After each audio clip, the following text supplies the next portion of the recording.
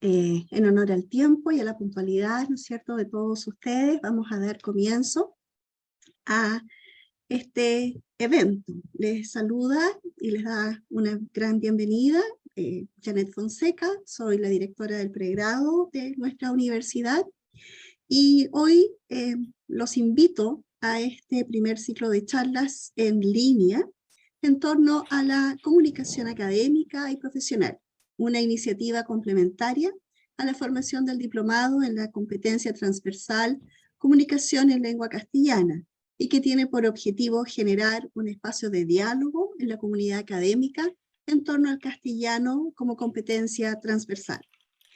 Esta es una iniciativa impulsada desde la Unidad de Mejoramiento de la Docencia Universitaria de nuestra Vicerrectoría Académica y enmarcada en el proyecto INES 19101, llamado Innovación en el Modelo Educativo Institucional, como manifestación del compromiso de la PUCB con una formación integral y de calidad, y en línea con los objetivos de nuestra universidad en fortalecer las competencias transversales de las y los estudiantes para asegurar la calidad en los procesos de enseñanza y aprendizaje. En ese contexto, el diplomado se alinea con los elementos del modelo educativo de la PUCB, pues surge como una instancia que apunta a la formación integral y de excelencia de nuestros estudiantes, que debe incluir una formación en respuesta a los cambios y demandas actuales a través del desarrollo de las habilidades del siglo XXI o para el siglo XXI, que en nuestro marco institucional se traducen en competencias de formación fundamental. Les recuerdo que este es un ciclo de 4 charlas que se están desarrollando de manera online entre los meses de septiembre y octubre de este año. En esta segunda charla tenemos como invitado al doctor René Venegas Velázquez, que nos presentará sobre pedagogía basada en el género en ingenierías, apoyo computacional para la producción escrita. René es doctor en lingüística de la Pontificia Universidad Católica de Valparaíso, director sede Chile, cátedra UNESCO, lectura y escritura, y profesor titular del Instituto de Literatura y Ciencias del Lenguaje. Les doy a todos ustedes las gracias por su participación y desde ya a René por su excelente presentación, que no tenemos duda que así será. René, te cedo la palabra. Bien, muchas gracias, Janet, por la excelente acogida, por la grata presentación. Agradezco también a la universidad en general, a la UNDO, en particular también a Pamela como coordinadora de estas actividades, que me parecen muy relevantes y en la que no podemos quedar ajenos, ¿no? Yo creo que si puedo aportar en algo a este diplomado, que también es un sueño que hemos tenido hace mucho tiempo, ¿no? Hace muchos años, trabajar en esta línea desde una perspectiva institucional. Porque uno, claro, puede trabajar en alfabetización académica o en escritura o comunicación académica desde lo particular, desde la clase misma o del grupo de profesores, pero cuando ya se ve desde el punto de vista institucional, quiere decir que las cosas están mejores. Hay una visión mucho más general, que aporta más también a todos y cada uno de quienes participamos en lo que es la universidad, la academia, la investigación, etcétera. Tanto como alumnos, profesores e incluso también como miembros de apoyo a la gestión en las universidades. Así que muchas gracias por la oportunidad y nada, yo creo que comenzamos inmediatamente. Hago un saludo extenso a todos aquellos que están conectados y conectadas hoy. Gracias por estar aquí y espero que lo que les presente sea pertinente para lo que están, para sus expectativas fundamentalmente y para lo que están estudiando en este diploma. Entonces voy a compartir.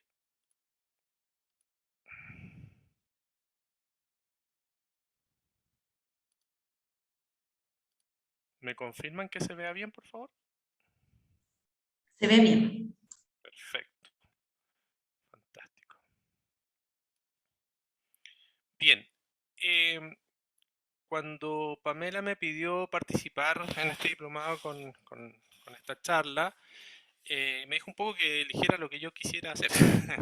Y eso es bueno y es malo a la vez. Es bueno porque, bueno, tiene que ver con muchos temas de mi investigación, con las cosas que me he estado desempeñando en los últimos años, aquellas cosas que tengo experiencia, que fundamentalmente es el tema de las competencias comunicativas, como decía Janet, pero es más focalizadas en el ámbito de la educación superior y específicamente en lo que llamamos los géneros discursivos, ¿cierto?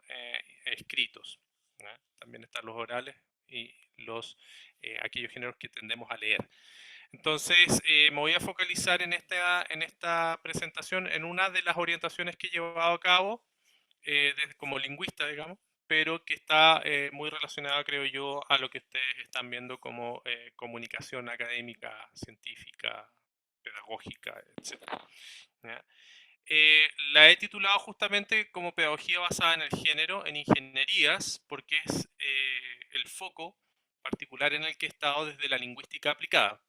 Para quienes no sean lingüistas o no estén en el ámbito del estudio del lenguaje directamente, la lingüística es una disciplina, ¿cierto?, que se preocupa de estudiar el lenguaje en todas sus dimensiones, la lengua y el lenguaje en todas sus dimensiones, y yo particularmente me declaro un lingüista funcionalista, es decir, con una visión más bien aplicada, es decir, el para qué decimos lo que decimos, para qué hacemos lo que hacemos en general, desde el punto de vista de las comunicaciones y de los mensajes lingüísticos.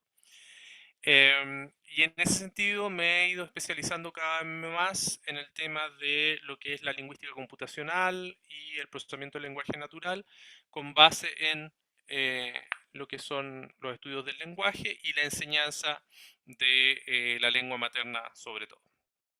¿Ya? Eso ha sido como mi foco. Soy profesor, como decía Janet, titular de la Pontificia Universidad Católica, hago clases en el doctorado de lingüística, en el magíster de lingüística aplicada y en el pregrado, sobre todo en castellano. En otras ocasiones había hecho en otras carreras también dentro del ILSL. Y dirijo dos grupos que a mí me llenan de satisfacción. Uno es el grupo Redilegra, que está ahí el logo, y pueden buscar la página redilegra.com. Y los insto a buscarla porque justamente muchas de las cosas que vamos a mostrar hoy día están alojadas en esa página. Y este grupo quiere decir, es un grupo de análisis retórico discursivo y léxico gramatical. Yo sé que por ahora no les dice mucho esa terminología, pero ya la vamos a ir develando. Y por otro lado, el otro grupo de investigación propiamente tal es el grupo NIPNA, que es el Núcleo de Investigación en Procesamiento del Lenguaje Natural Aplicado, que observa fenómenos también asociados a los textos escritos, pero ya con una perspectiva mucho más computacional. Y también, como mencioné Janet, soy el director actual de la Cátedra UNESCO para la Lectura y la Escritura, con el fin del mejoramiento de esas habilidades en América Latina y en lo que llamamos la sede de Chile. Y también les voy a comentar algunas cosas respecto de eso, porque es como el brazo más pedagógico, de investigación y de apoyos pedagógicos también que estamos desarrollando, pero ya a nivel más bien nacional y latinoamericano. Bien. Quizás antes de comentar, les voy a pedir que en el chat, ya Pamela me va a ir ayudando un poco para que la cosa sea un poco más interactiva, que escriban en muy cortito cuál es la expectativa. Entonces, mientras yo voy presentando, trataré de ir respondiendo algunas de sus expectativas como docentes que están tomando este curso en particular. Bien. A modo de introducción, como ustedes bien saben, nos encontramos en una región del mundo en que, si bien no es la que está más subdesarrollada, tenemos distintos problemas estructurales, ¿cierto? A nivel de desarrollo social, cultural, tecnológico, etc. Y en ese punto, un aspecto destacable es el desafío que tenemos con el tema de la educación, ¿ya? Sobre todo el tema de la educación superior en Latinoamérica, que es bastante reciente en términos de masificación, como lo hemos estado viendo en los últimos años. ¿Ya? Podríamos decir que hasta antes de los años 80 todavía la educación superior era una educación más bien de minorías. Hoy en día todavía, o sea, efectivamente tenemos un mayor porcentaje de ingreso a las universidades, pero todavía sigue siendo, el porcentaje todavía sigue siendo minoritario respecto de la población que puede estar estudiando en la universidad. Lo cual en sí no es un problema, pero de ahí vamos a ver cuáles sí son los problemas que se asocian a este tema. Quizás un problema importante que tenemos acá son esta relación que se observa frecuentemente y que se mantiene en el tiempo, que son las disparidades socioeconómicas en el rendimiento académico. De acuerdo con la OECD, por el año 2021, con datos del 18 en realidad, nos plantea que el promedio en lectura en la prueba PISA está en los 487 puntos y que, como observan allí, supongo que se ve bien, si no me dicen, tenemos a China y Singapur en los primeros dos lugares, con 555 y 549 puntos, ¿cierto? Pero, bueno, y Estonia en el quinto lugar, pero todos los países que están en rojo allí, y si se fijan, son todos los países latinoamericanos.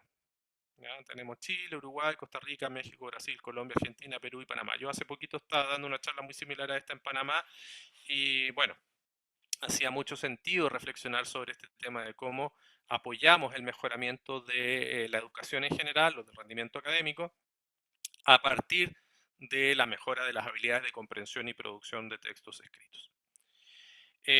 Vemos que Chile está en el lugar 43 de todos los países de la OCDE y que está un poquito abajo del promedio, no estamos tan mal como los otros países latinoamericanos, pero aún así tenemos una tarea por desarrollar. Por otro lado, también la UNESCO en el 2017 nos planteaba que más de 617 millones de niños y adolescentes no están alcanzando los niveles mínimos de competencia, tanto en lectura como matemática. Estas pruebas ustedes saben que se las hacen a niños de 15 años en los distintos países de la OCDE.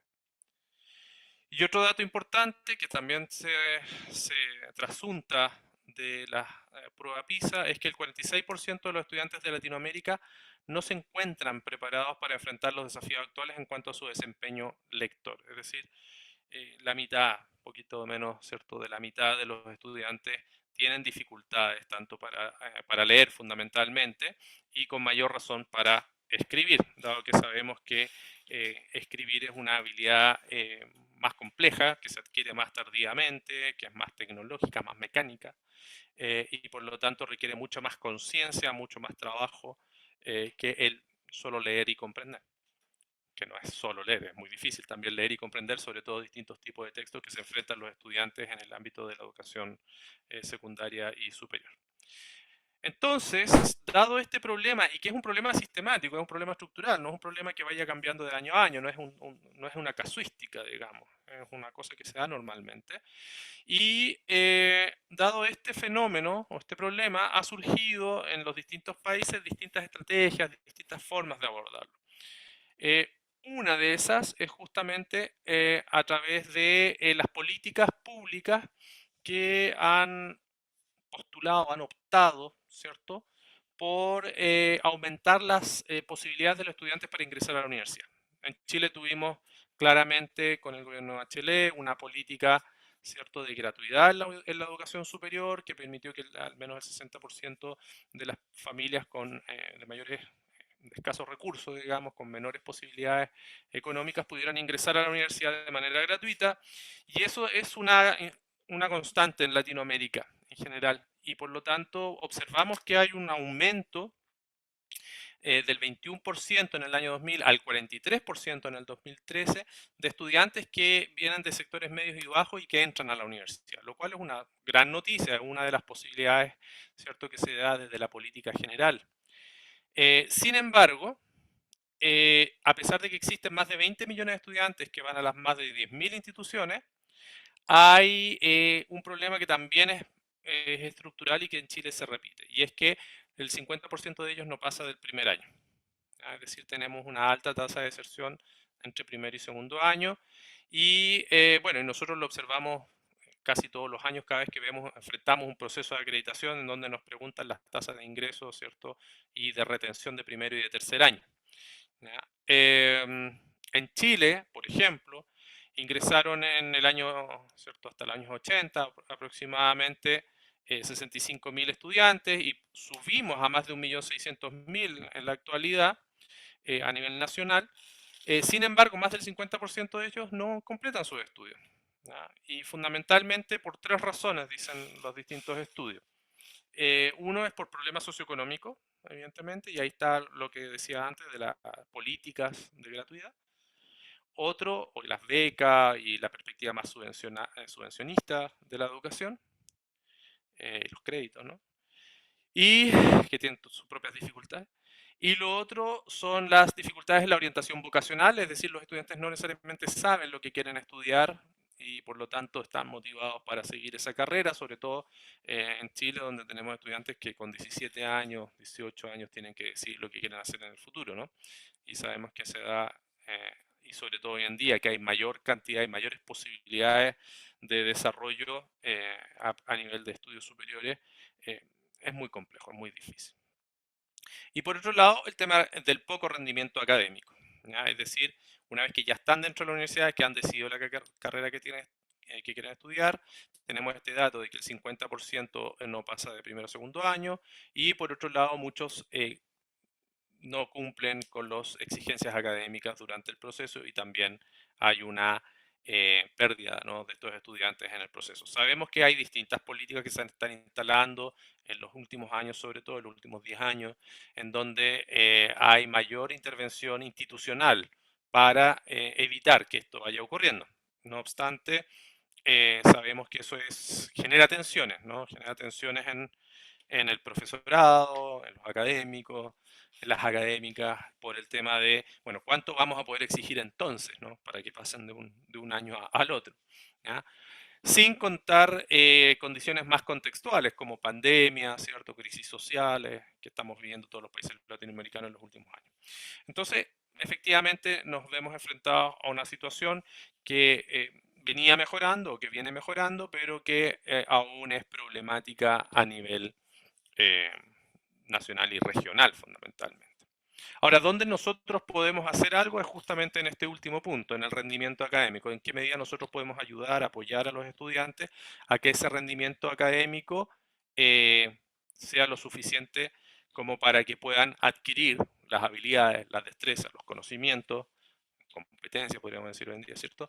Para que puedan ir aprendiendo efectivamente en cada una de las carreras seleccionadas. Ahora, Cátedra UNESCO justamente se hace cargo de uno de estos aspectos, que es el aspecto de lectura y escritura. Cuando digo se hace cargo, significa que hay instituciones decididas a estudiar el fenómeno, a proponer ciertas soluciones, a monitorear estos procesos y a tratar de revertir la tendencia que veíamos inicialmente con las pruebas, sobre todo las pruebas estandarizadas.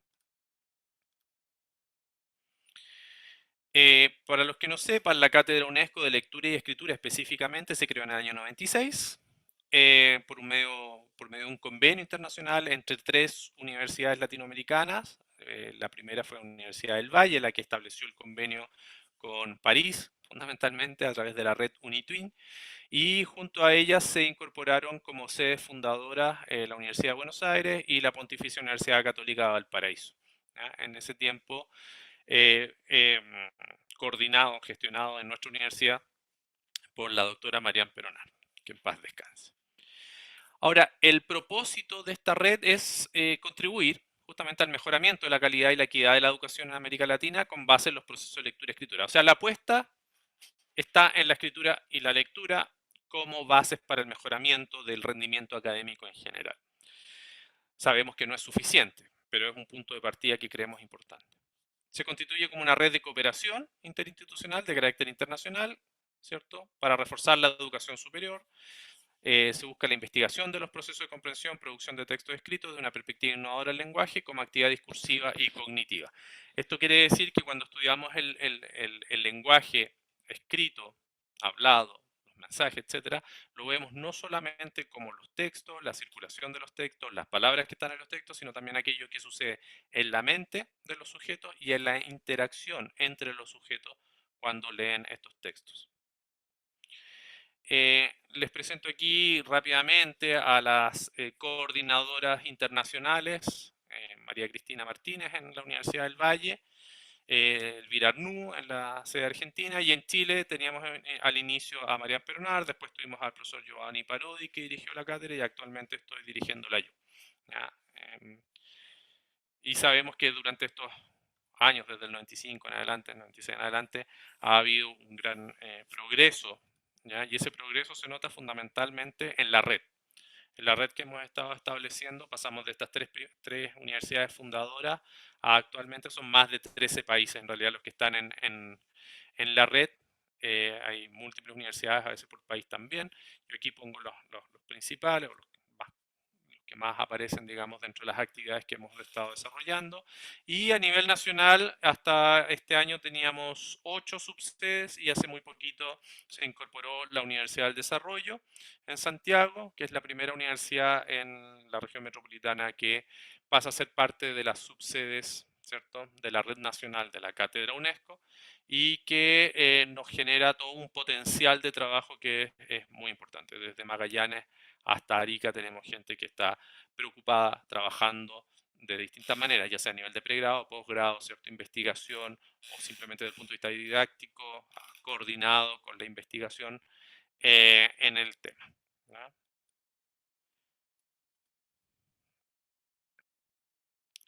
¿Qué es lo que hemos estado investigando en los últimos años? Se han investigado distintos aspectos de la comprensión y la producción de textos, o de la lectura y la escritura. Entre ellos tenemos todos los asociados a comprensión y producción en lengua materna y en lengua extranjera, sobre todo en inglés.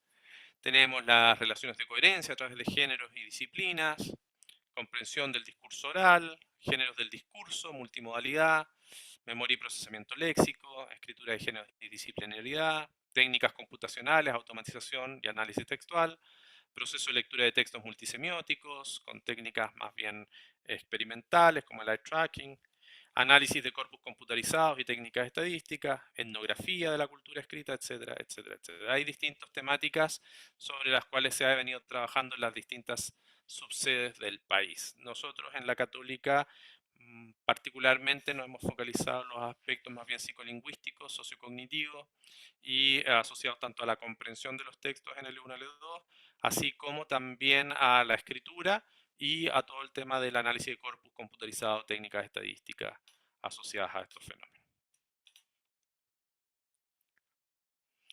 Aquí algunas de las actividades que hemos estado desarrollando, y aquí simplemente voy a destacar el cuarto simposio en Santiago, para quienes quieran puedan asistir. Pronto ya va a estar la divulgación del simposio, eso va a ser el 3 de noviembre en Santiago, en la sede de la Universidad del Desarrollo, donde cada uno de los miembros de la sede va a presentar, ¿cierto?, van a haber mesas temáticas por cada subsede, donde van a presentar los trabajos que están haciendo actualmente. Entonces, como un ponerse al día de lo que está sucediendo a nivel nacional respecto de estos temas. También hace poquito les comentaba que estaba en el Congreso, este era el Congreso Internacional de la Cátedra UNESCO en Panamá. Estamos preparando un diplomado que es parecido, similar a lo que están haciendo ustedes, pero con un foco más restringido probablemente a lo que es alfabetización académica. Y está en preparación. Y bueno, y así, también el sitio web que está pronto a ser liberado para tener más informaciones sobre la cátedra.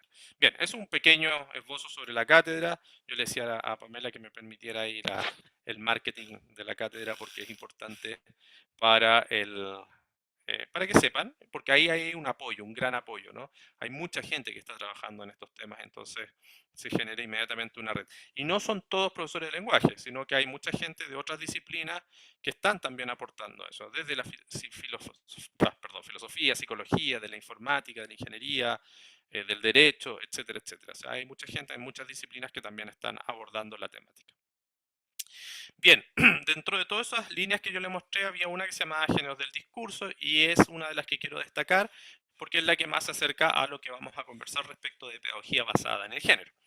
Pero primero una reflexión sobre qué es el género discursivo. ¿Ya? El género discursivo evidentemente es un área de interés que viene desde hace mucho tiempo. Y lo que nos permite estos géneros son fundamentalmente reconocer prácticas habituales. Tengamos ese primer concepto inicial, ¿no? Prácticas habituales de comunicación en distintas comunidades de habla, de quehacer comunicativo, ¿ya? Todos, en distinta medida, pertenecemos a distintas comunidades discursivas, ¿ya? Porque hacemos cosas muy similares a otros en distintos grupos, ¿ya? Y por lo tanto, probablemente dentro de esos grupos haya distintos géneros discursivos, más orales, más escritos, intermedios, etc. Pero eso ha generado un gran interés, ¿ya? Y se han ido estudiando desde hace ya mucho, mucho tiempo, como decía. Tanto así que uno podría llegar a decir que las primeras comunicaciones humanas, ¿cierto? Como estos dibujos puestos en la caverna, en Altamira, ya constituían una forma de comunicación y que uno la podría asociar a un género particular, ¿ya? Que nosotros le llamamos pintura rupestre, pero no es solo la pintura, no, solo no tiene la función estética que tendría la pintura en general, sino que era una forma de comunicación muy práctica, era decir, qué es lo que estaba pasando afuera o qué es lo que hice yo cuando me tocó la experiencia de ir a cazar tal animal. Entonces, en definitiva, es una descripción, incluso podríamos decir una explicación a través de estos dibujos, y como ven, siempre es en comunidad, no es un acto solitario, ¿ya? No es como escribir una poesía, ¿no? Uno escribe una poesía, que también es un género discursivo, pero en este caso particular no es, sobre todo las comunicaciones más colaborativas, sociales, etcétera, pertenecen a distintos grupos, ¿ya? Y en el otro caso tenemos el medioevo, ¿cierto? Con las primeras universidades en donde se dan las lecciones, ¿no? Las clases magistrales, podríamos llamarlas hoy en día, y en donde los estudiantes tomaban nota, preguntaban, y después en la tarde, ¿cierto? En los famosos coloquios, discutían sobre las problemáticas que habían visto en estas lecciones. Ahora, si queremos definir así rápidamente, como para un takeaway, ¿no? Va a llevarse, ¿qué es un género discursivo? Decimos, es toda práctica discursiva recurrente cuyo fin es una consecución de un propósito comunicativo en una comunidad discursiva particular. Vamos a ir desglosando un poco estas ideas, pero en definitiva hablamos de una práctica que se hace a través del lenguaje, que trasciende las palabras solamente, porque tiene propósitos en contextos, ¿cierto?, específicos, por eso es discursiva. Es recurrente, es decir, no es aislada, no es que apareció una vez y ya, y lo que busca es cumplir un propósito comunicativo, es que alguien se entere de algo, ¿ya?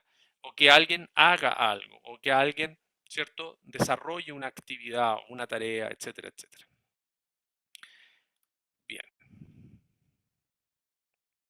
Estaba leyendo así a la rápida mientras hablaba algunas de las expectativas, y bueno, justamente para los que querían saber algo de los géneros textuales, aquí estamos, vamos a entrar en esa línea.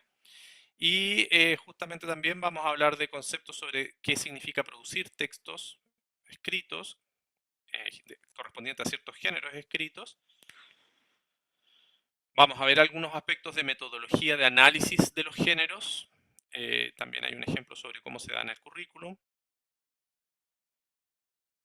Y cómo se articulan con las tecnologías, justamente el final de esta charla. Así que estamos bien sintonizados, eso me alegra.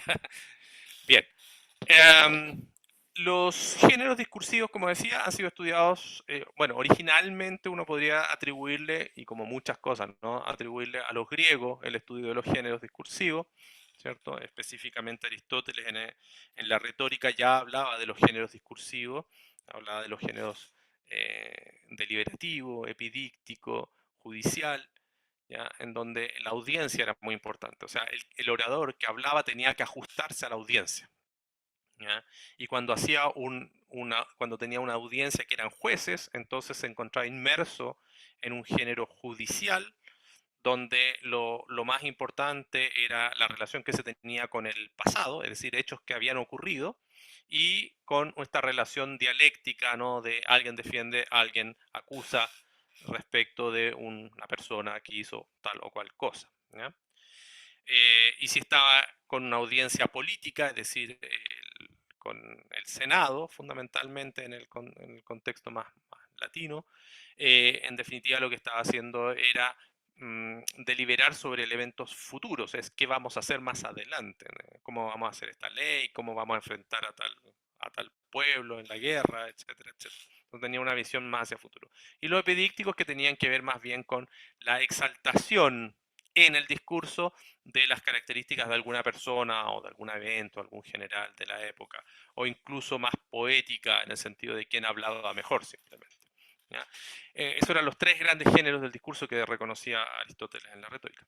Ahora, Bakhtin toma esa idea y dice, bueno, estos géneros han sido muy importantes, sobre todo en literatura, y dice que eso ha ayudado a distinguir todo lo que llamamos géneros literarios, que fueron parte, ¿cierto?, de la retórica y de los estudios retóricos, sobre todo en el medioevo y principios del siglo XVIII. Bakhtin dice, sí, eso es interesante, pero no resuelve el problema de cómo es que entendemos los géneros cotidianos, los géneros naturales, los géneros a los cuales estamos acostumbrados a participar. Todos ustedes participan en géneros, como le decía, ¿no? Géneros discursivos, ¿ya? En una conversación cara a cara, o dan una clase, o hacen una exposición respecto de un tema particular en un congreso, y a eso le llamamos conferencia, o le llamamos charla, o le llamamos mesa redonda, y son todos géneros distintos, porque justamente nos damos cuenta que esos géneros van a cumplir un propósito particular, que es dar cuenta de alguna información, de alguna experiencia, de alguna investigación, argumentadamente, y que depende del contexto en el cual yo lo dé, van a ir cambiando ciertos elementos, ¿no? O sea, la misma conferencia que yo doy para los profesores de lingüística no es la misma que doy para profesores de educación en general, porque la audiencia cambia, ¿ya? También, entonces, si la audiencia cambia, cambia un poco el estilo y cambia también algunos aspectos de contenido. Entonces, van cambiando estas perspectivas. Pero en general podríamos decir que en el ámbito académico nosotros trabajamos desde el punto de vista de la clase, los más orales, ¿no? La clase, la conferencia, la clase magistral, la ponencia, etc. Y desde el punto de vista escrito, nosotros escribimos artículos de investigación, escribimos informes, escribimos mails, escribimos memorándum, etcétera, etcétera. Son todos géneros de los cuales participamos cotidianamente. Ahora Bakhtin dice, eso lo hacemos como una praxis social, como la práctica social en un contexto determinado, ¿cierto? Y que requieren un alto nivel de intelectualidad. ¿Ya? La inteligencia, por decirlo así. ¿Ya? Pero es una inteligencia que está situada a un contexto particular. Es decir, los ingenieros se comunican de una manera y generan sus propios géneros discursivos. Los abogados también. Tenemos sentencias, tenemos cierto, las normativas, los reglamentos, etcétera, las leyes.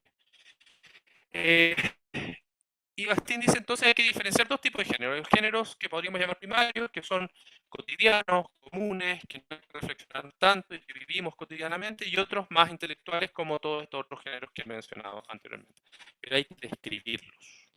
Hay que, desde el punto de vista lingüístico, desde el punto de vista psicológico, desde el punto de vista histórico, desde el punto de vista social, tendríamos que tener la capacidad de poder distinguirlos. Y hasta ese momento, estamos hablando, esta es la versión del 82 en español, pero él trabaja en el 29 sobre este tema. Entonces, muchos autores posteriores a eso, sobre todo franceses inicialmente y después ya más del punto de vista más anglo, trabajaron sobre la noción de género discursivo y allí tenemos el enfoque semidiscursivo, el enfoque socio-retórico, sistémico-funcional y sociocognitivo. Yo no voy a profundizar mucho en esto, porque no tiene mayor sentido darle tanta profundidad a eso en el recorrido histórico. De ahí les puedo dejar un link donde lo explico en 10 minutos esto mismo, así que y de hecho unos colegas hicieron un resumen de lo que hice en 3 minutos, así que hay un podcast de 3 minutos si quieren y no tienen tiempo para escuchar más.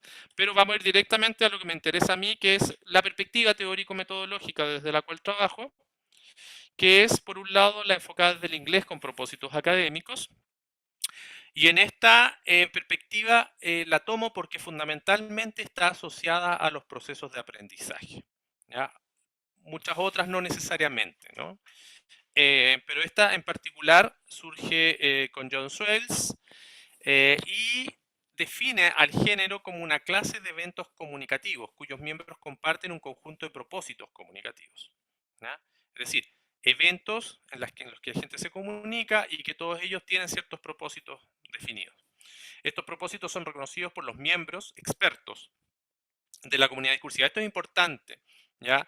Los géneros, si bien nosotros los reconocemos como ciudadanos, reconocemos aquellos géneros que son generales, pero los géneros que son para la formación son aquellos que son reconocidos por los expertos que llevan a cabo esos procesos de formación. Es por eso que ustedes pueden corregir las pruebas, revisar los informes, etcétera, etcétera, y decir si están bien o están mal hechos, ¿ya? Yo no podría revisar así, sin mayor información, un informe de, digámoslo, de trabajo social o de ingeniería química. No tengo las, podría revisar la superficie, la ortografía, pero no el género en sí mismo. Por lo tanto, como yo no soy experto de esa área específicamente, tendría dificultades de reconocer qué tan bien está logrado ese género, desde la perspectiva más bien didáctica estamos hablando. Ahora, esta lógica, la lógica del género, da forma a la estructura esquemática del texto e incluye y restringe las opciones de contenido de estilo, es decir, todo aquello que, que es posible de seleccionar que vaya en estos textos escritos, ¿cierto?, que leen o escriben los estudiantes o los expertos de la disciplina. Ahora, uno de los productos más importantes de esta idea es que se pueden levantar modelos retóricos discursivos. Cuando hablamos de opciones de contenido y estilo, y que estas están restringidas, entonces podemos decir, hay un conjunto específico de elementos retóricos, de elementos discursivos que hacen o que caracterizan a ese género. Y por lo tanto, podríamos, digo podríamos porque depende de los distintos grupos de investigación, analizar los distintos géneros que existen en las distintas carreras y describirlos para poder enseñarlos explícitamente a los estudiantes. Muchas veces los estudiantes se preguntan, a veces no lo hacen explícitamente, pero se preguntan a sí mismos, ¿y qué me está pidiendo el profe con un informe? Porque los informes que hacía en el colegio, los informes que hacía para filosofía, para literatura, que hacía para matemáticas, para ciencia. Claro, uno dice un informe, pero en realidad la experiencia de informe, de escribir un informe, es muy variada dependiendo la disciplina. Entonces, si no tenemos la explicitación que hacer de ese género, es muy difícil que el estudiante, a la primera al menos, nos llegue con lo que esperábamos que llegue. ¿Ya? Entonces ahí hay un primer punto, es que poder levantar las características retórico-discursivas de los géneros permite, ayuda, es una buena herramienta para explicitar el género y poder enseñarlo para que estos miembros nuevos, ¿cierto?, puedan ir ingresando paulatinamente a la disciplina o a las disciplinas. Y otra perspectiva que a mí me interesa destacar es la que desarrollamos con Giovanni Parodi en el año 2008 y que concibe a los géneros discursivos como constelación de potencialidades de convenciones discursivas. Es decir, hay múltiples convenciones discursivas y yo voy eligiendo a cuál me voy a adaptar más o menos según la tarea que tengo que llevar a cabo. Y esa tarea va a ser reconocida por los conocimientos previos que tenga. Entonces no es loco, por ejemplo, que en el primer año un estudiante me haga un informe o me conteste una prueba del mismo modo en cómo lo hacía en el colegio, porque es lo que sabe. No sabe esta nueva realidad necesariamente de la universidad y por lo tanto no va a adaptarse, no va a elegir adecuadamente las opciones que tiene que elegir. Por lo tanto, hay un tema de experiencia previa que es importante. Esa experiencia previa, dice Giovanni, se almacena en nuestra mente como representaciones mentales. Y estas representaciones mentales específicamente están almacenadas en dos memorias, ¿no? En la memoria episódica y en la memoria semántica. Es decir, la memoria semántica, las palabras, las relaciones de significado que voy a construir, y en la episódica es cómo los procedimientos, ¿no?, con los cuales se construye este género. Y esta forma de entender los géneros está restringida por parámetros contextuales, sociales y cognitivos. Es decir, el contexto en el que estoy, si estoy en una universidad alemana, una universidad inglesa, una universidad chilena, probablemente van a haber diferencias, tengo que reconocerlas. Si estoy en ingeniería, en física, en química, van a haber variaciones, entonces hay que reconocerlas. ¿Ya? Sociales también depende de justamente las relaciones que se producen entre los vínculos, si es un trabajo colaborativo, si no es colaborativo, si es para el profesor X o para el otro profesor, porque a veces cambia también dependiendo del profesor. Y cognitivos, la experiencia que tengo, las habilidades cognitivas que tengo para estudiar, para concentrarme, para reconocer patrones, etc. Y bueno, todo esto se articula en estas representaciones mentales, pero que también son dinámicas, van cambiando porque los estudiantes van aprendiendo. ¿Ya? Bien, Desde allí, Giovanni plantea una idea que se llama géneros académicos y profesionales y que son aquellos que circulan específicamente en la academia, ¿ya? A modo de síntesis, él nos dice entonces, existen tres dimensiones a las que hay que prestarle atención cuando hablamos de género. Una es la dimensión social, otra es la dimensión cognitiva, pero por sobre todo la dimensión lingüística porque articula ambas dimensiones, ¿ya? Hace de vínculo. ¿Ya? No es que seamos lingüistas o que nos guste mucho el lenguaje y que la pongamos al medio, sino que efectivamente creemos que ahí hay una relación, ¿no? A través del lenguaje podemos internalizar el mundo y también expresarnos a través del lenguaje. Bueno, creamos un método, una forma, una herramienta, si quieren llamarlo, de criterios, ¿cierto? E indicadores que nos permitían caracterizar géneros en distintos contextos universitarios. Esto lo hicimos justamente en la PUC-B, estudiamos 4 carreras universitarias de pregrado, hicimos una identificación de múltiples géneros, de ahí lo voy a mostrar a la rápida después, de 29 géneros, en donde pudimos definirlos según cada uno de estos criterios. ¿Ya? El macro propósito comunicativo, el qué se quiere lograr, los modos de organización discursiva, es decir, cómo se logran a través de la descripción, de la narración, de la argumentación, el contexto en que circula, si es científico, si es médico, organizacional, general, administrativo, la relación que se produce entre el que escribe y el que lee, fundamentalmente, y si es que son textos más multimodales o qué tipo de artefactos multimodales ocurren allí. Bien, voy a ir apurando un poco. Bien, los géneros discursivos académicos, entonces podríamos distinguir que entre estos discursos que están en los contextos universitarios, podemos reconocer géneros que son más bien escritos por expertos para novatos o para semilegos, ¿cierto?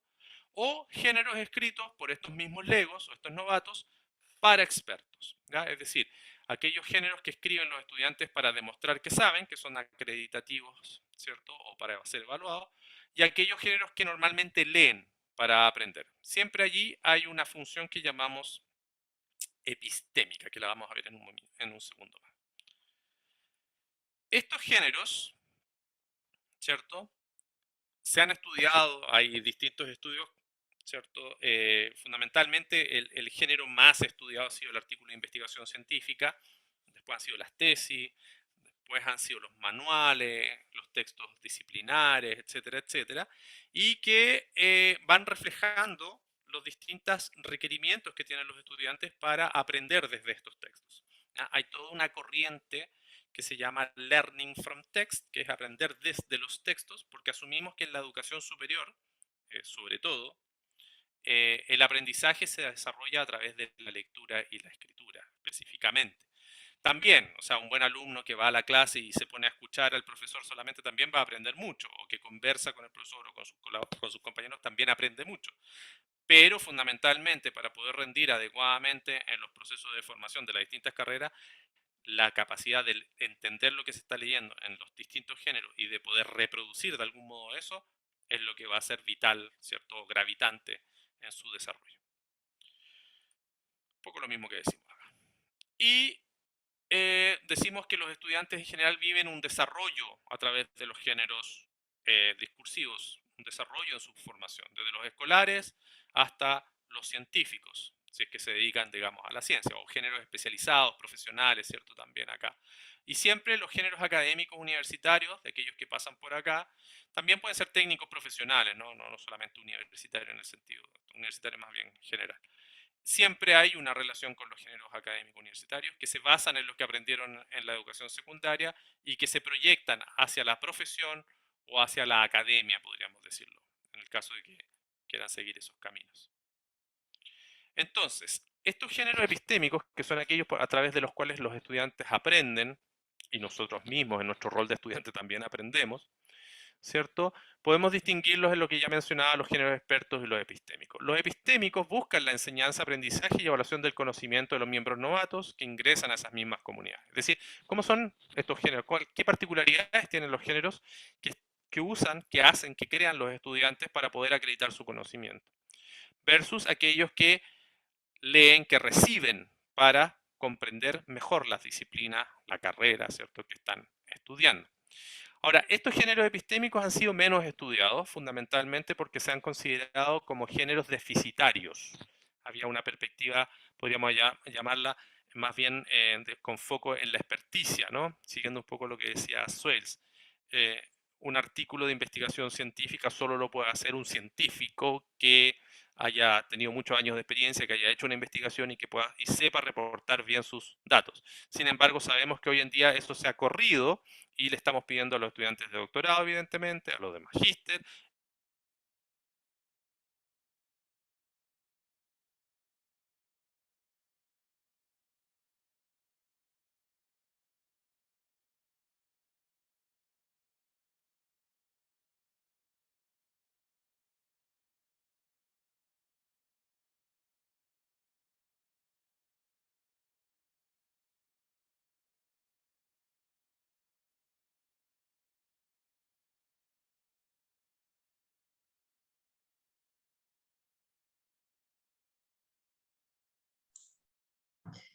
Les pido, estábamos en lo mejor de la presentación.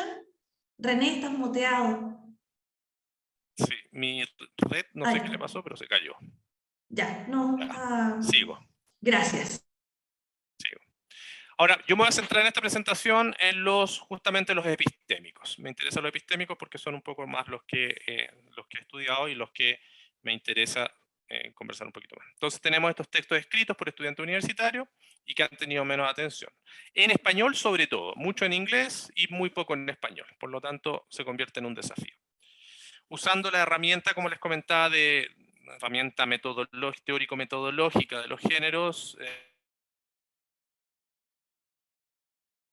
géneros que se leían en 4 carreras en la universidad. Llegamos a la conclusión de que había 29, por lo menos en estas 4 carreras que estudiamos, que era psicología, trabajo social, ingeniería en construcción, ingeniería química, que se podían resumir en estos 29 géneros y que se podían describir según nuestra matriz. Eso fue importante porque nos permitía decir, bueno, cuáles son los géneros que usa cada carrera para formar a sus estudiantes.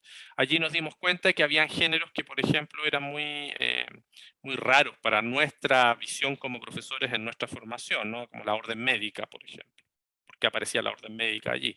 Pero claro, en psicología es muy importante, ¿ya? O la cotización, pero claro, ingeniería en construcción es importante, ¿ya? Y así. Entonces vamos viendo qué género. Ahora, lo que sí encontramos raro es que en algunas formaciones se daban géneros expertos al inicio, en el primer año. O sea, lea artículos de investigación científica, hágame un resumen y después explíqueme lo que hay en ese artículo de investigación científica.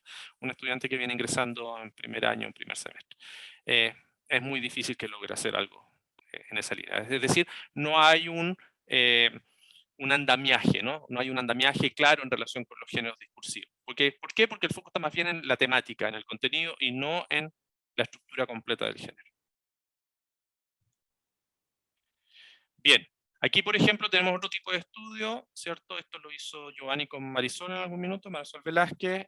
Lo que buscaban era reconocer, esto se llama topología de géneros, ver qué géneros participan en la formación, en este caso de castellano e inglés, ¿cierto? Y cuáles se traslapan y cuáles son específicos. Entonces eso también nos va mostrando qué géneros son particulares a cada disciplina, a cada carrera, y qué géneros son comunes, ¿ya? Por ejemplo, en las ingenierías habrá un grupo de géneros aquí que son comunes y otros que se van diferenciando en función de la especialidad. Y por otro lado, los que se escriben.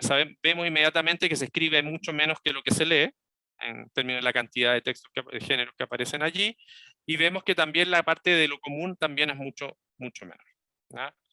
Por otro lado, vemos que en castellano se escribe menos que en inglés, por ejemplo, en este caso en particular.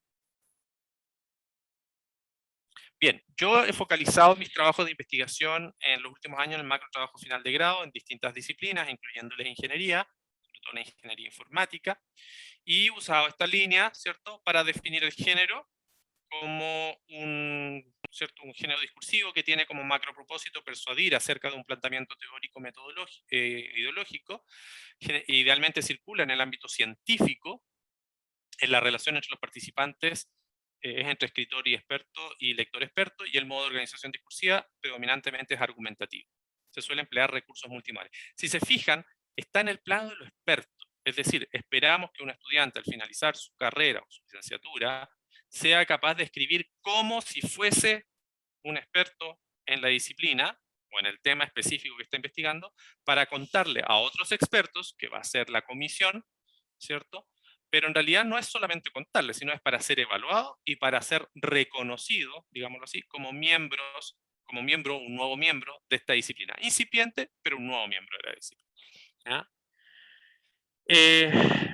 La pregunta allí es cómo preparamos a estos estudiantes para que lleguen a ese producto final. Es decir, ¿cuántas veces le hemos enseñado durante la carrera a preparar tesis? Es un género que solo lo encuentran en el último semestre, ¿cierto? Porque antes hacen proyectos, el proyecto no es lo mismo que la tesis, entonces tienen muy poco apresto, diríamos técnicamente desde el punto de vista didáctico, muy poca experiencia previa para enfrentar lo que es el trabajo final de grado. Y por otro lado, sin considerar que cada disciplina y subdisciplina también tiene sus propias exigencias. Perdón, se me pasó una. Y en este sentido, un segundito, en este sentido lo que tenemos es que... se me había ido por el otro lado. Un segundito, se me fue. Acá está. En este sentido lo que tenemos es que tenemos un candidato que tiene que pasar por una comisión para poder tener el grado y que el pasaporte, por decirlo así, de paso, ¿cierto? Lo que le da el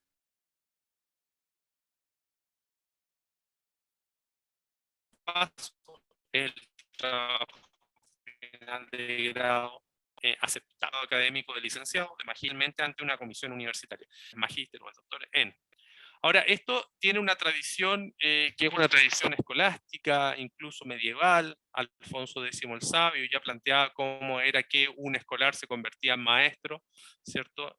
Ahora, él solo focalizaba en la parte más oral, y después con todo lo que es la universidad o el modelo de universidad parisina, se pasa al tema de la escritura, sobre todo a través del scriptum, scriptum medievalis, que era la forma en que los estudiantes defendían sus ideas argumentadamente por escrito.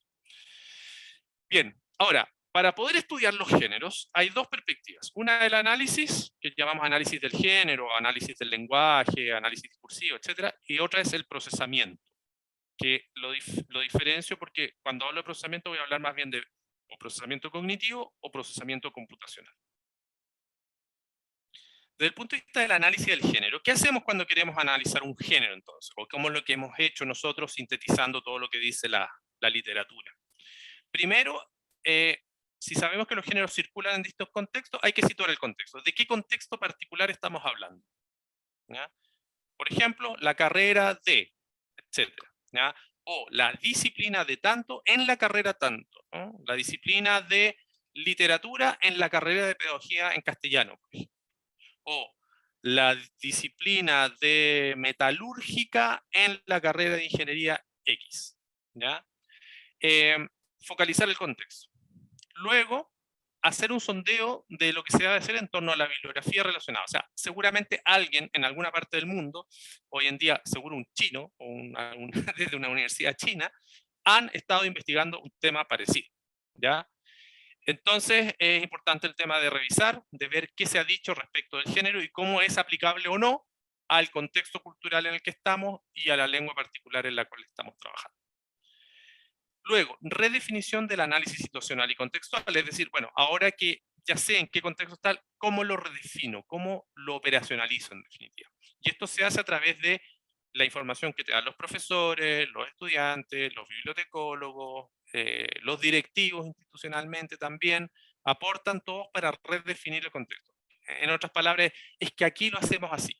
Esa es como la diferencia, ¿no? Es que nosotros tenemos la forma particular de hacer las tesis o escribir los artículos, etc.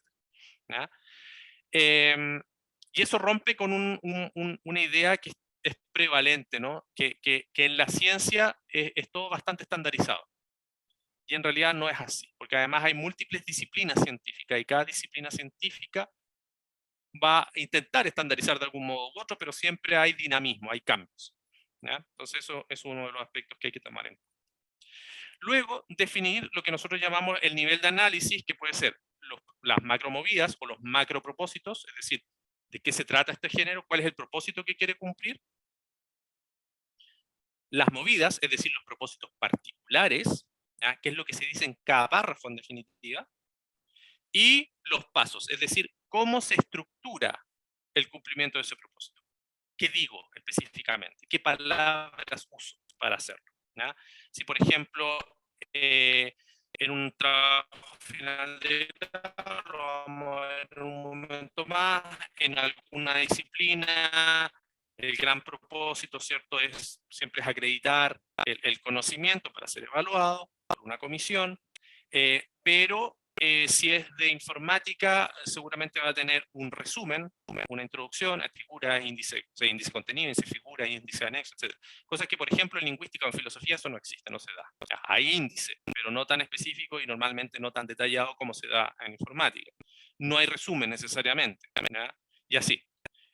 O cómo se escribe el objetivo.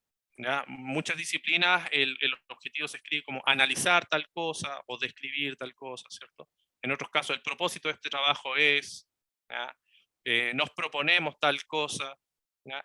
Entonces esos ya son movimientos más léxico-gramaticales más específicos que dan cuenta de un propósito, que están dentro de un propósito mayor. Bueno, seleccionamos corpus, ejemplos, ¿cierto?, de la misma disciplina, del mismo género, etiquetamos por internalista, o sea, le enseñamos a ayudantes, otros investigadores, colegas, ¿cierto?, a identificar aspectos que sean similares a los que estamos buscando, ¿ya?, a anotar, ya sea con sistemas HTML o a mano, simplemente con algún código en particular. ¿Y para qué? Para ver, ¿cierto? El consenso de los internalistas nos permite entregar un modelo retórico discursivo, es decir, en este párrafo se está intentando hacer tal cosa, en este otro se quiere hacer esto. Y es el qué se quiere hacer, que es lo funcional, el para qué escribe, nos entrega, ¿cierto?, un modelo retórico discursivo. En muchos casos el modelo retórico discursivo va a depender de qué tan bien el estudiante haya escuchado al profesor o haya mirado otras tesis o no. A veces simplemente si lo hace desde su propia experiencia probablemente no va a ser tan bueno, sobre todo al principio. Pero como nosotros estudiamos las tesis, por ejemplo, ya evaluadas, asumimos que ya han pasado por distintos filtros del profesor guía, la comisión, etcétera, etcétera. O los artículos de investigación que pasan por evaluadores, editores, etcétera. ¿Ya? El caso de los informes es un poco más complejo porque en definitiva los informes pasa probablemente por sus compañeros como filtro de calidad, digamos, después al profesor y ahí cierra. Entonces la cantidad de colaboración para la escritura de ese género es menor. Luego tenemos la identificación de patrones léxico-gramaticales, es decir, cómo está escrito específicamente, ¿no? ¿Qué podemos encontrar desde el punto de vista de las palabras, de la sintaxis, de la semántica, de la pragmática? Eso ya son las cosas que me gustan más a mí. Y después la comprobación con un especialista, porque como yo no soy especialista en cada una de las disciplinas, siempre hay que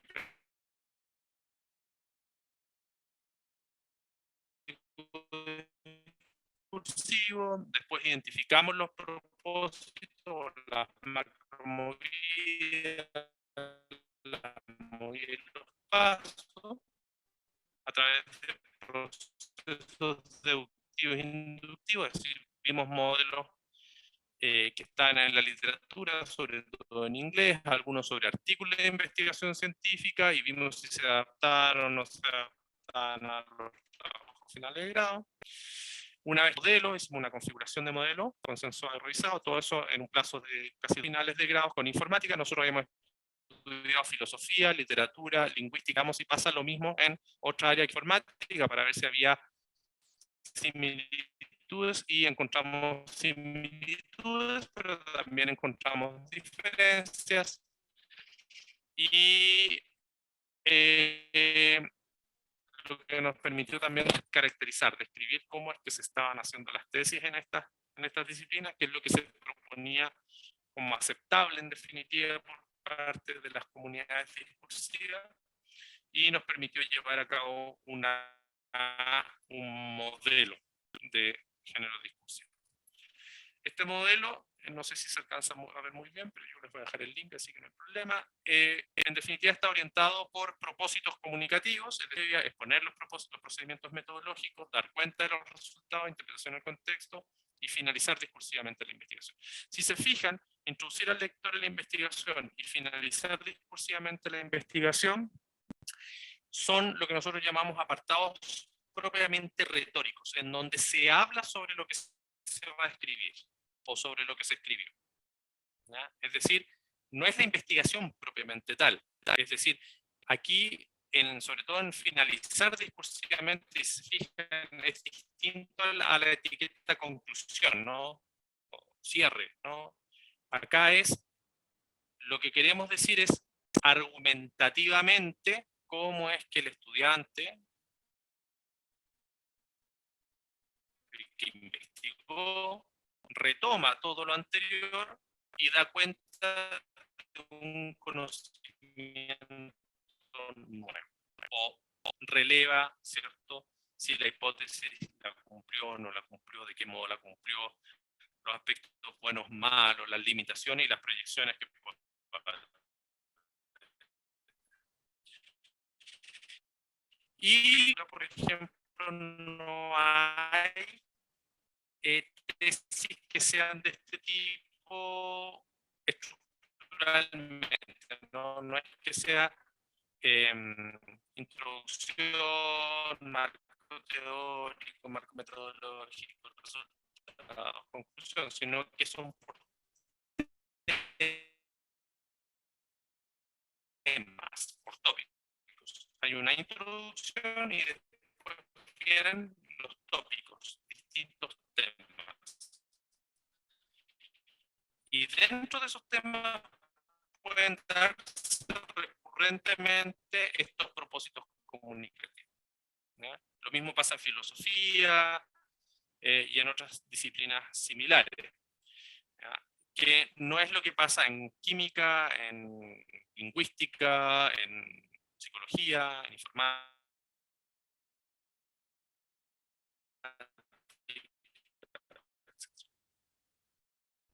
Bien.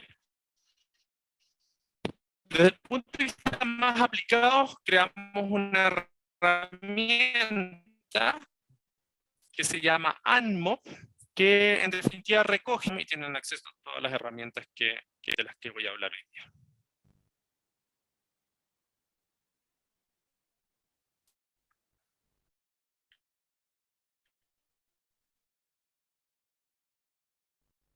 No quiero revisar las cosas. Uno entra acá en las cosas que hemos estado investigando, otros géneros. Se fijan, tenemos distintas disciplinas: lingüística, kinesiología, informática, agronomía, psicología, que son las que hemos investigado. Voy a poner informática, como estamos hablando de ingeniería. Voy a poner, por ejemplo, en la introducción, el gran propósito de introducir al lector en la investigación, y quiero saber cómo se ocupa el nicho. Ocupar el nicho quiere decir es cómo abordo el problema a investigar. Y dentro de esto me interesa saber, por ejemplo, si es que se presentan hipótesis de investigación, objetivos, etc. Y acá son muy poquitos los que lo hacen, muy poquitos los que presentan investigación e hipótesis. Se fijan del corpus que teníamos, en este caso en particular son como 60 tesis, hay 2 nomás que ocupan el nicho a través de preguntas de investigación e hipótesis. Por ejemplo, pero surge la pregunta acerca de qué tan usable, localizable es AMADAS, no sé, un programa, para una institución que tenga la necesidad de una herramienta para e-learning, por ejemplo. Ok, eso no es tan frecuente entonces en informática. Veamos entonces qué pasa con información conocida. Esta sí es más frecuente, es decir, informática le da más énfasis a presentar la información conocida que a presentar la hipótesis. ¿Ya? Entonces, en el contexto, los dispositivos táctiles, los métodos tradicionales de evaluación de usabilidad no son tan eficaces, bla, bla, bla. Y aquí tienen múltiples ejemplos de lo que han escrito, ¿cierto?, en un conjunto de años, esto es del 2009 al 2013, estas tesis, en este aspecto, en este punto en particular.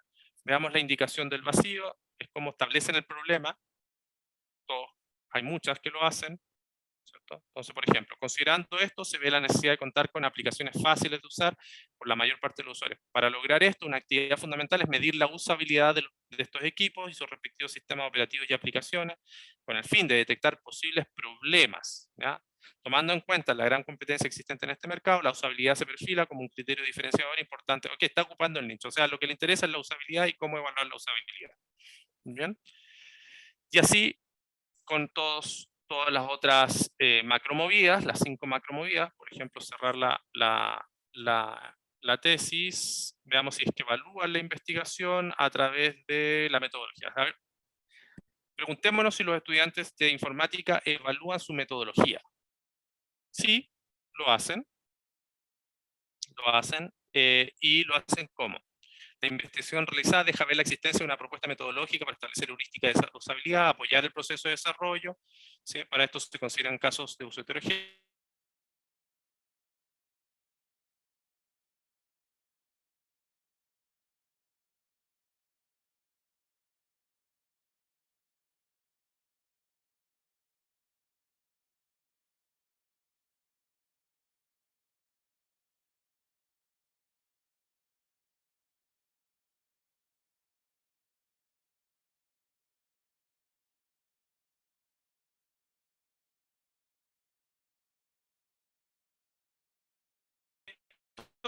Con cada uno.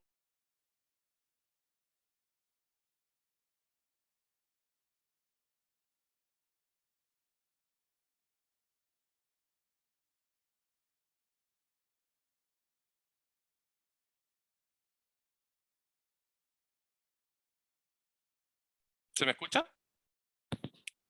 Sí, ya, bien, Ahora sí. seguimos avanzando.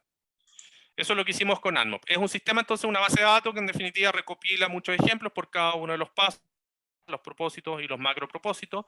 También tiene otra función que la voy a mostrar en un segundo, que ya es más de procesamiento del lenguaje natural. Cuando hablamos de procesamiento, hacemos la conexión justamente con esta idea de que los pasos, al ser palabras, unidades léxicas, son el medio retórico por el cual se alcanza el propósito, es decir, son lo que vemos en las unidades que nosotros podemos observar en los textos. En los propósitos no los vemos, ¿no? Los intuimos, los inferimos, pero las palabras sí son las que vemos. Entonces hay una conexión entre el análisis que puedo hacer directamente del texto con un computador y los propósitos comunicativos. ¿Ya? Eso es un elemento esencial en el funcionalismo en general, ¿no? Detectar a partir de la materialidad elementos que no son materiales, que son de sentido fundamentalmente. Para eso ponemos en juego distintas disciplinas, ¿cierto? La informática, la inteligencia artificial, la lingüística, la psicología, la estadística, y específicamente en forma de lingüística de corpus, que es una especialidad que lo que trabaja justamente es en recolectar corpus y describir las lenguas a través de las unidades gramaticales, léxicas. Otra es la lingüística computacional, es decir, cómo le enseñamos a un computador a través de reglas formalmente, ¿cierto? Con un lenguaje formal, con una gramática formal, a reconocer hacer ciertas acciones que un humano haría.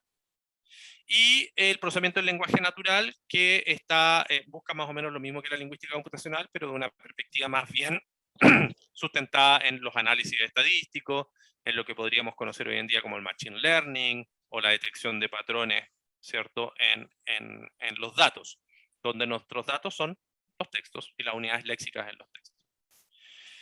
Todo esto tiene entonces una vinculación con lo que hoy día llamamos con el Big Data, el análisis de las grandes cantidades de información en los textos, y con nuevas tecnologías de aprendizaje, es decir, cómo llevamos estos datos a cosas que sirvan a los estudiantes a aprender. Por lo tanto, estamos focalizados en una disciplina, o me voy a focalizar más particularmente en el procesamiento del lenguaje natural, pero siempre tiene mucho que ver con lingüística computacional y lingüística de corpus. ¿Y por qué? Porque el procesamiento del lenguaje natural, ¿cierto?, permite investigar y formular soluciones computacionales que faciliten la interrelación hombre-máquina y permitan automatizar los procesos relacionados con la comunicación humana. ¿Ya? Y también es una interdisciplina, en definitiva, donde está la informática, la lingüística, hay otras líneas también, pero son fundamentalmente las que a mí me llaman más la atención. Dentro del procesamiento del lenguaje natural hay una tarea en particular que es muy útil, a mí me gusta porque en realidad muchos de los problemas, o casi todos los problemas, se pueden pensar desde el punto de vista de la clasificación automática, y es a través de un proceso de recolección de corpus, extraer ciertas características, ¿cierto? Buscar dentro de estas características en un set de entrenamiento y enseñárselas a distintos algoritmos de clasificación para que a través de un proceso de validación cruzada, es decir, de múltiples clasificaciones que te entreguen un promedio, trabajar o clasificar los textos de la muestra inicial. Una vez que la máquina aprende de estas características, tenemos un modelo entrenado, podemos entonces predecir que si yo ingreso un nuevo texto, ¿cierto? Levantar las características que ya habíamos analizado, ¿cierto? Usarlas en el modelo y nos puede predecir a qué clase corresponden esos nuevos textos. ¿Ya? Dicho de otra manera, si yo tengo, por ejemplo, tesis y tengo informes, yo le enseño a la máquina a reconocer tesis e informes y los entreno con tesis y los entreno con informes, y a partir de ciertas palabras el computador después me va a decir, mira, este texto nuevo no es un informe, es una tesis, o al revés. Esa es la cosa más simple. Bueno, en el mismo ANMOP, que ustedes van a poder ingresar porque están las claves disponibles ahí en la página de Redilegra, que es muy simple, digamos, incorporamos 7 máquinas de clasificación, identificamos distintos atributos que se consideren para la clasificación automatizada, del plano de las palabras mismas, una representación de las palabras en términos de su mayor abstracción léxica, categorías gramaticales, verbos, los segmentamos en oraciones en párrafos, usamos distintos parámetros de clasificación clásicos que se usan en Machine Learning tradicional, usamos un sistema de etiquetado, o sea, cada palabrita tiene una etiqueta particular, una etiqueta que está asociada a su categoría gramatical, a su función sintáctica y a los lemas al que corresponde. Los lemas son como las palabras que aparecen en los diccionarios, ¿no? Si es un verbo conjugado va a aparecer el infinitivo, ¿ya? Si es un verbo que tiene una variación de masculino plural, va a terminar como masculino singular, y así. En todo caso, si le sacan una foto a eso, pueden ingresar a la herramienta y a los artículos que están asociados a este tema. Con estas técnicas, estos algoritmos, nosotros lo que hicimos fue preguntarle, bueno, la intención era saber si el computador era capaz de reconocer los propósitos y los macropropósitos en los trabajos finales de grado. Ello con el fin de automatizar el proceso de retroalimentación, decirle a un estudiante si estaba cumpliendo o no con su propósito comunicativo. Las primeras investigaciones nos permitieron decir que a partir, por ejemplo, de un 15.451 oraciones, si era capaz de reconocer en los macro propósitos, obtuvimos un capa de 0.55, un poquito más que el 50%, digámoslo así en términos muy simples. ¿Ya? Como no había literatura previa, no podíamos compararlo y decirlo si estábamos bien o estábamos mal, pero sabemos que es una tarea compleja porque primero estamos trabajando con datos que no son estructurados, que son naturales, que se distribuyen no balanceadamente, que son heterogéneos, y por otro lado estamos usando 5 categorías. Normalmente las tareas de clasificación se hacen con 2, ¿ya? Cuando son binarias, y en algunos casos multiclases cuando son 3 o 4. En este caso teníamos 5 y el resultado era relativo. Pero como yo les decía hace un rato, hay 2 macromovidas que son más bien retóricas y que normalmente tienen mucho menos oraciones. Aquí lo vemos, la introducción, lo que podríamos llamar la introducción, y lo que podemos llamar la conclusión. Tienen bastante menos que marco teórico, marco metodológico y los resultados. Entonces separamos las macromovidas retóricas de las macromovidas de contenidos investigativos, y ahí sí los valores de F1, que es el promedio de precisión y de exhaustividad, de accuracy, subieron bastante menos. Entonces aquí ya estamos cerca del 80%, tanto para las movidas de contenido investigativo como para las movidas más retóricas. Si se fijan, aún así las retóricas son un poquito más bajas que la de contenido, lo que indica justamente que el léxico que se usa y la representación que estamos trabajando de ese léxico es menos sistemática, hay más variabilidad en definitiva. Ahora, lo interesante es que probamos todas esas máquinas de clasificación, todos esos atributos, fueron más de 400 clasificaciones que hicimos, y llegamos a la conclusión de que los sistemas de representación vectorial de los datos lineales, ¿cierto? Con oraciones fundamentalmente y trabajando con las palabras, no con las categorías gramaticales, ni con los verbos, ni con otras, nos permitían obtener valores bastante buenos en lo que es el F1, ¿ya?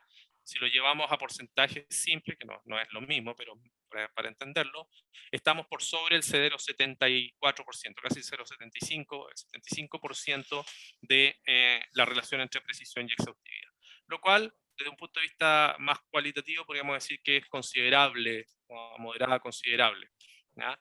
No llegamos al casi perfecto, pero tampoco no era nuestra intención llegar al casi perfecto, porque sabemos que la máquina no actúa como actúan los humanos. Aún así, después hicimos estudios de correlación entre lo que hacían los humanos y lo que hacían las máquinas, y la correlación es bastante similar, así que también estábamos contentos con eso. Ya, ¿y qué tiene que ver la pedagogía basada en el género con todo lo que he dicho? Es que se fundamenta en el estudio de los géneros, ¿ya? Entonces, nosotros con toda esta investigación que hicimos previa, del análisis de los propósitos, de los contextos, de las partes más lingüísticas, la parte más computacional, hicimos una propuesta pedagógica que están diferenciadas. Una es escribir la pedagogía del género. Este libro, que está publicado por nuestra editorial, está pensado para lingüística, literatura, psicología y filosofía, y este otro para ingeniería informática en particular, porque hay algunas diferencias entre ellos. Y lo que hacemos, justamente aquí lo que proponemos es un modelo de fases para los estudios de género académico y la propuesta de la enseñanza, ¿no? De los trabajos finales de grado en las distintas disciplinas. Tenemos entrevistas a los miembros de la comunidad, identificación de los géneros relevantes, todo el análisis más bien de exploración del género, ¿ya? Que en definitiva es características léxicas, características discursivas, características semánticas, etc. Y luego eso lo llevamos al plano de la producción, de la escritura misma del género. Es decir, identificar el contexto de producción y situación retórica, es que los estudiantes sepan a quién le están escribiendo, para qué están escribiendo, en qué disciplina están escribiendo, en qué temática específica, y que no es exactamente lo mismo que en cualquier otra, ¿ya? Explicitación de los propósitos comunicativos a textualizar, es decir, cuáles son los comunicativos, las metas que tienen que lograr en cada uno de los apartados y en cada uno de los párrafos de la tesis o del trabajo final de grado. Y después la escritura misma, ¿no? La textualización y los patrones retóricos discursivos y léxico-gramaticales más propios, más específicos para alcanzar ese objetivo. Entonces poníamos en juego una perspectiva más bien sociocognitiva de la escritura, es decir, le enseñamos a través de la herramienta a planificar su escritura, planificar el modelo retórico, planificar los propósitos, planificar los patrones léxico-gramaticales. Yo no le mostré, pero en la herramienta uno puede consultar cuáles son las 3, 4 palabras más frecuentes por cada uno de los propósitos comunicativos. Entonces también pueden buscar ahí pistas léxicas. Después la textualización misma, escribir, y después revisar si que los que están escribiendo les funciona. Esta propuesta incluye planificaciones de clases, planificaciones guía, planificaciones T y guiones metodológicos para los profesores, así como las guías que son autoadministrables por parte de los estudiantes. Está disponible online en mi página web también, si es que lo necesitan. Y acá está un poco el esquema de las guías, en este caso son las de informática. Entonces tenemos la organización funcional y estructural, es decir, cómo se organizan las tesis, la introducción al lector en la investigación, indagar bibliografía, marco metodológico, procedimientos metodológicos, presentación de resultados de interpretación, finalización. Hay toda una parte de revisión final que es de checklist de cada una de las partes, y agregamos, a diferencia de las otras disciplinas, estrategias de oralidad porque sabíamos que estaban deficientes en esa línea. Si le sacan una foto ahí al QR, acceden directamente a las guías para informática. Hicimos una intervención didáctica, y en esta intervención didáctica trabajamos con informática justamente. Es muy difícil poder trabajar con estudiantes de último año de informática porque la empresa los capta rápidamente, entonces no tienen tiempo para escribir sus tesis, históricamente se estaban atrasando mucho. Entonces lo que hicimos nosotros fue trabajar con ellos durante un semestre, y con ayudantes y con la misma plataforma ANMOP que les mostré hace un rato, para poder, a ese le incorporamos un anexo que se llama DIDANMOP. Entonces podíamos comunicarnos vía online y le podíamos retroalimentar online lo que iban escribiendo. Y bueno, le preguntamos a los profesores, ¿cierto?, cómo iban viendo el proceso, etcétera, etcétera. Y como resultado tuvimos esto. Los estudiantes en general de 1 a 5 evaluaban que había un mejor manejo de los contenidos tratados, había una mejor disposición a responder las dudas por parte de los tutores, ¿no? Que se resolvieron sus inquietudes y fue un aporte al trabajo. Le preguntamos si consideraba cómo habían sido sus avances. Ellos decían que han mejorado las habilidades de escritura, han mejorado el aprendizaje, habían mejorado las competencias profesionales y académicas, y que los profesores veían en ellos una mejora en su escritura, ¿no? En general, eso era avance. Y quizá esta evaluación fue la mejor, sino ¿qué nota le pondrías tú de 1 a 7 al taller? Le pusieron un 6,5, y si lo recomendarían a otros estudiantes de los otros años, digamos, de los que vienen, y el 84,6% dijo que sí, un 15% dijo que a lo mejor, tal vez. Ahí hay alguna cita, digamos, de un estudiante que decía que le sirvió mucho, porque su primer informe fue un desastre, decía. Fue como una bolsa de basura, no sirvió mucho porque yo miro el primer informe que entregué y me da vergüenza. Y el de ahora es un trabajo serio, hay una estructura. De hecho, lo que más recuerdo es el día que nos enseñaron a hacer las referencias, a citar a algún autor, porque yo en realidad escribía cualquier estupidez nomás. Y a veces, de hecho, nunca ponía la... Y yo lo escribía nomás. Le cambiaron las palabras para que no se viera igual y pasaba. Pero ahí me di cuenta de que no, que era importante. Entonces ya había al menos ciertos procesos metacognitivos que cambiaron en estos estudiantes y en estos grupos de estudiantes que les permitieron concebir los procesos de escritura académica de una manera distinta a lo que estaban haciendo, ¿ya? Los estudiantes, sobre todo con los que hemos trabajado en ingeniería, eléctrica, electrónica, informática, tienen dificultades, pero más que dificultades en la escritura misma, que también las tienen, en cómo representan la escritura. Piensan, siempre están a última hora, siempre están con el copy-paste, a veces el plagio directamente, y muy pocas veces se dan el trabajo de pensarlo como un proceso epistémico, ¿no? Que efectivamente tienen que aprender de ello, ¿no? Lo hacen más bien por cumplirle al profesor, que es una representación bastante común, ¿ya? Pero estos procesos de apoyo explícito les van ayudando a resolver eso. Después hicimos otro proyecto en relación con los informes. Pamela, yo sí ya estoy atrasado. Dime si avanzo más rápido o me doy un tiempito más. No, yo creo que podemos... un punto medio. No tan detallado, pero no tan rápido. Ya, me voy directo a la herramienta. Bien, hicimos lo mismo con los informes, porque una vez que presentamos los resultados a informática, por ejemplo, que trabajamos los trabajos finales de grado, nos dijeron, sí, esto es fantástico, pero es muy tarde. O sea, trabajamos con los géneros ya en un nivel en que van saliendo, en que ya no hay mucho que hacer, etc. Entonces, hicimos un nuevo proyecto Fondesit donde nos focalizamos en los informes. ¿Por qué? Porque los informes hicimos todo un estudio topológico, levantamos todos los géneros que se usaban en la carrera, y nos dimos cuenta que los informes son transversales, lo usan desde los primeros años hasta el final. Entonces, nos abocamos a la tarea de estudiar 1756 informes, que eso fue el corpus que levantamos de informática, eléctrica, electrónica, y también informes profesionales de las prácticas, ¿no? Y con eso levantamos el género, tal como lo mencioné antes. Aquí también fue parte de la tesis doctoral de Enrique Sologuren, y con él, y bueno, con todo el equipo Fondesit, fuimos levantando las características discursivas, ¿cierto?, del género informe. Nos dimos cuenta que ya no podríamos hablar de macrogénero, porque el macrogénero es muy abstracto, y nos dimos cuenta que el informe es el macrogénero, pero dentro de la carrera se dan distintos mesogéneros.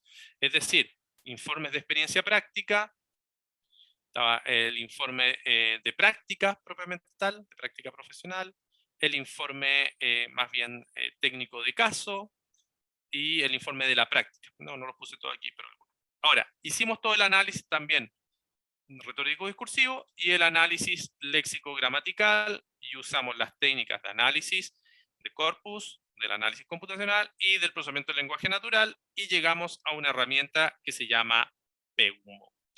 PEUMO le llamamos a esta plataforma para la escritura universitaria con mediación online.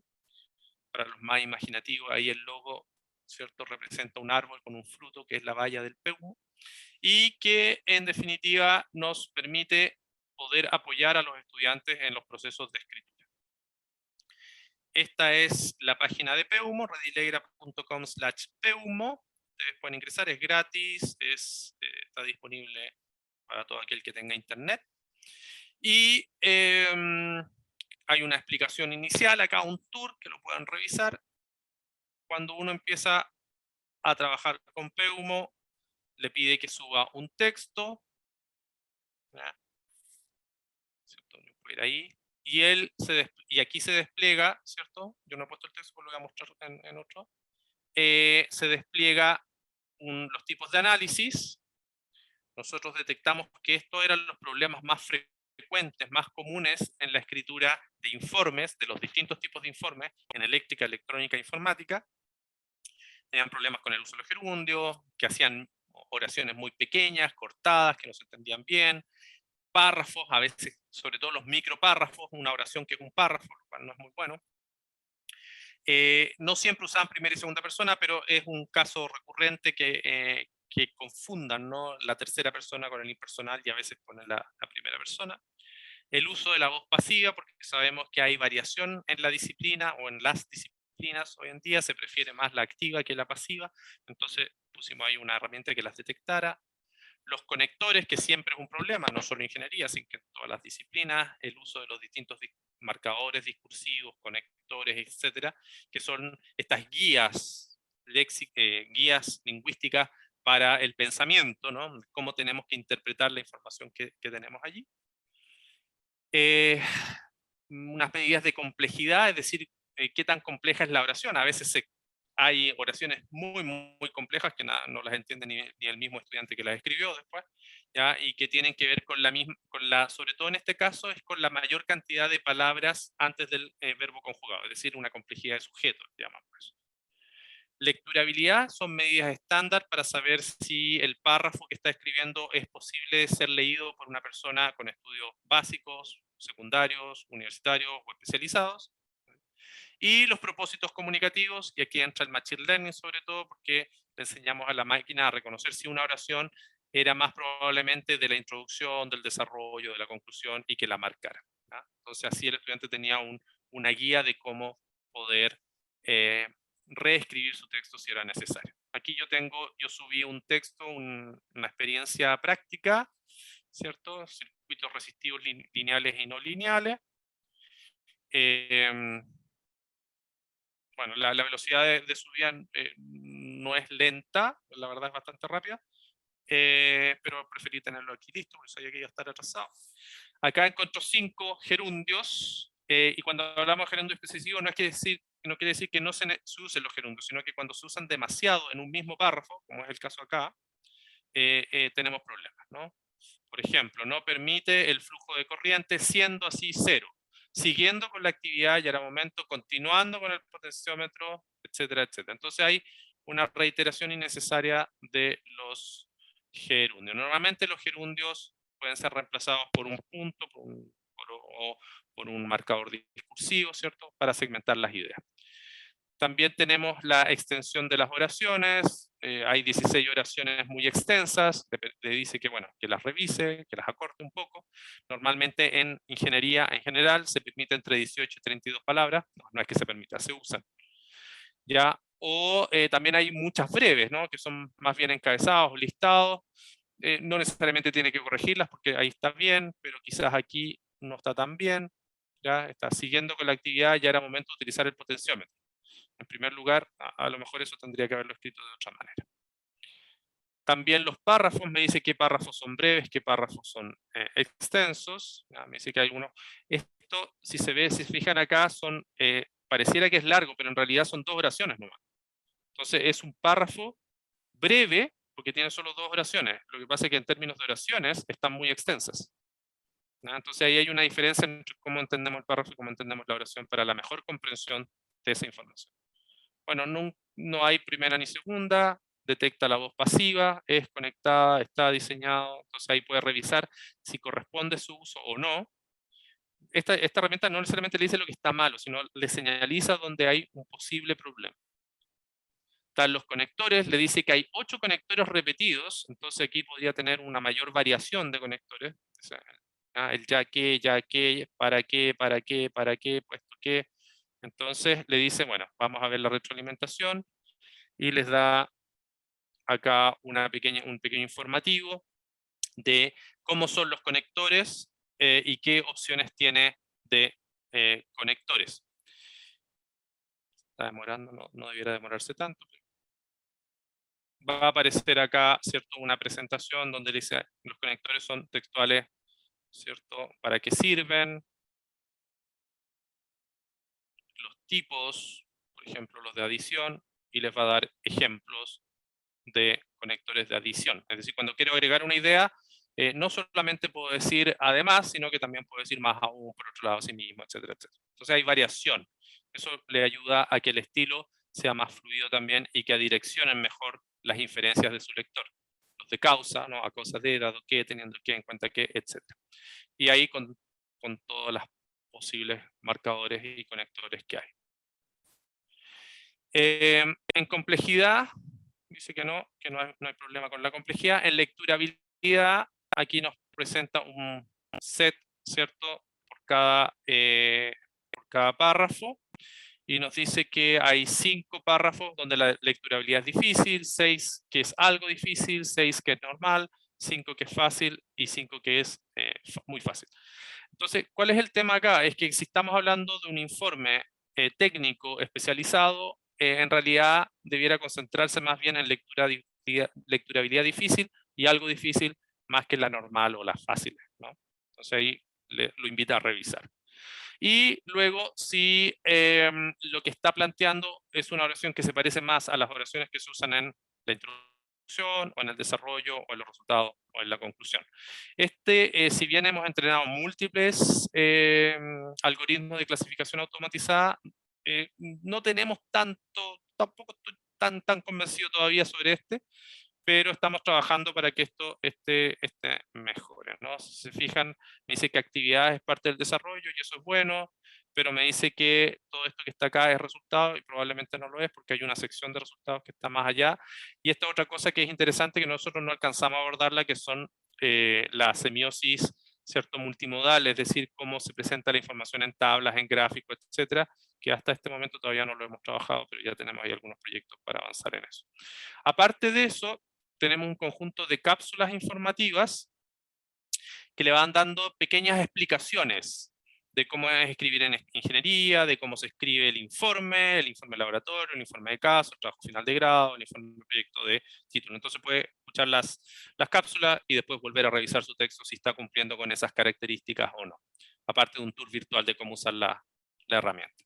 Y por último, tenemos acá un tema de lingüística de corpus que me permite distinguir si yo, por ejemplo, quiero saber el uso de una palabra que a lo mejor sea un poco difícil para los estudiantes. Voy a poner flujo, que el flujo tiene la particularidad de tener muchos sentidos.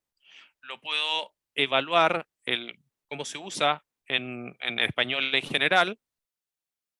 Entonces puedo hablar de estaciones de flujo, el flujo de mensaje, el flujo migratorio, etcétera, etcétera. Pero también puedo ver cómo se da en informes técnicos específicos de ingeniería.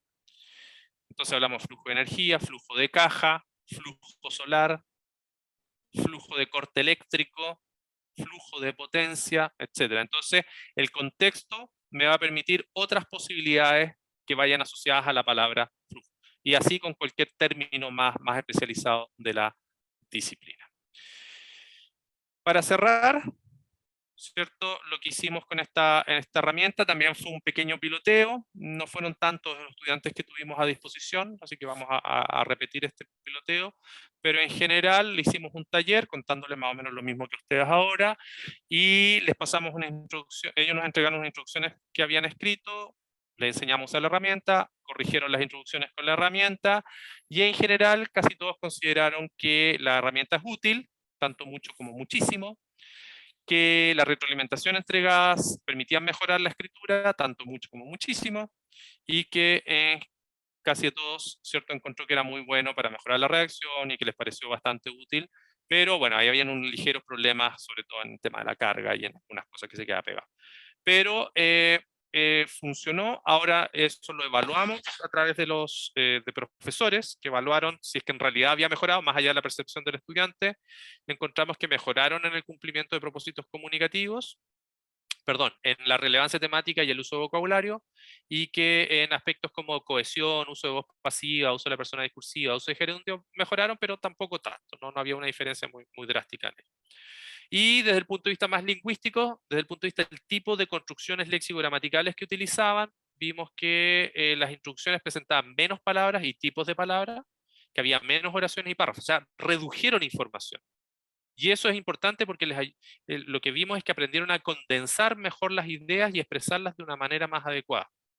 Lo que indica que los sujetos condensaron información, la lecturabilidad de la introducción aumentó, es decir, fueron capaces de poner su texto a mayor disposición de un público más general, lo que implica un esfuerzo por mejorar su texto en relación con la audiencia, y también se observó un leve aumento en el uso de marcadores discursivos y leve disminución en el uso de pasivas.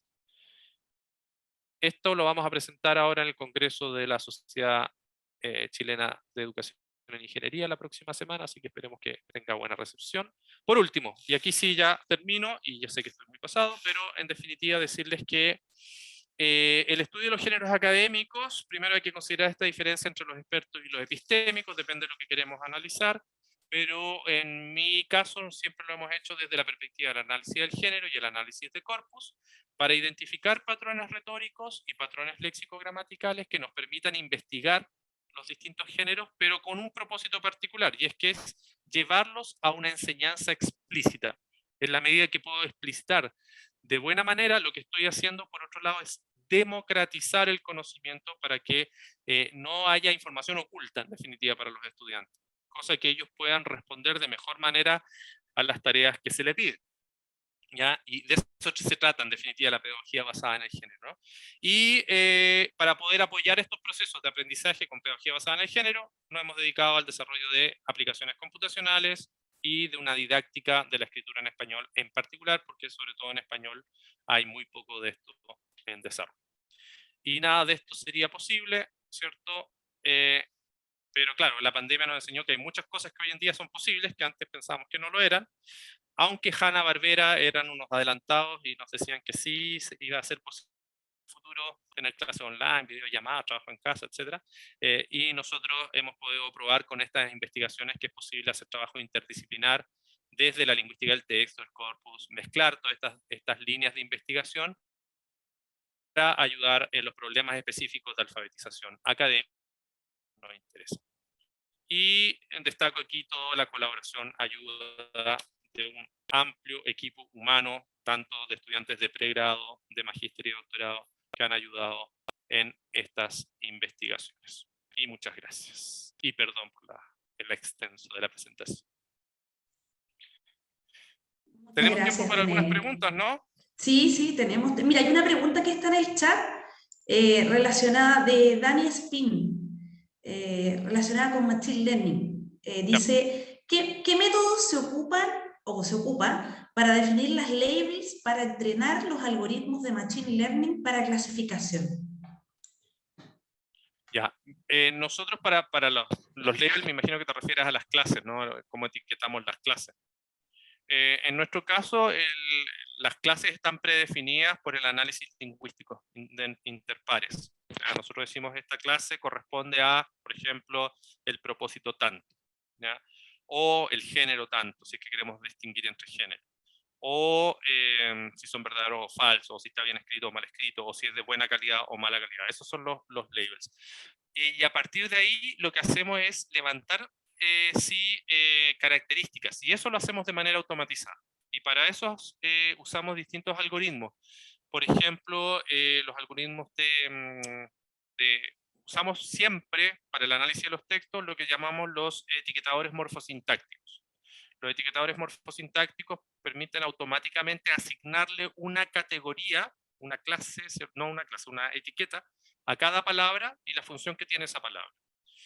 Y con eso hacemos la representación inicial del texto, y a partir de allí, como tenemos distintos tipos de información morfosintáctica o léxica, morfo y sintáctica en definitiva, podemos buscar cuáles son los atributos que mejor nos sirven. Para eso lo que hacemos es, normalmente usamos representaciones de back of words, de palabras aisladas, o también de representaciones por n-gramas. Para luego, ver cuáles son las características más predictivas o posiblemente más predictivas en el corpus de entrenamiento, y después eso es lo que se le enseña a las machine learning, a las máquinas clásicas. ¿Ya? Y una vez que se le enseñan a las máquinas clásicas esas características para distinguir los textos de tal o cual clase, los probamos nuevamente con textos no. Ese es un poco el proceso en general para la clasificación. Hoy en día se usa mucho el deep learning. El tema del deep learning es que trabaja, bueno, muchas de las técnicas clásicas antes lo hacían, pero hoy ya son más transparentes.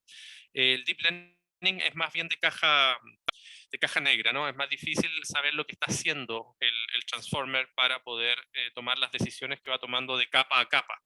Entonces, el tipo de información que se pasa de una capa a otra capa a otra capa se oculta mucho para el análisis, más bien de lo que me gusta a mí, ¿no? Como lingüista. Funcionan, y a veces funcionan bien.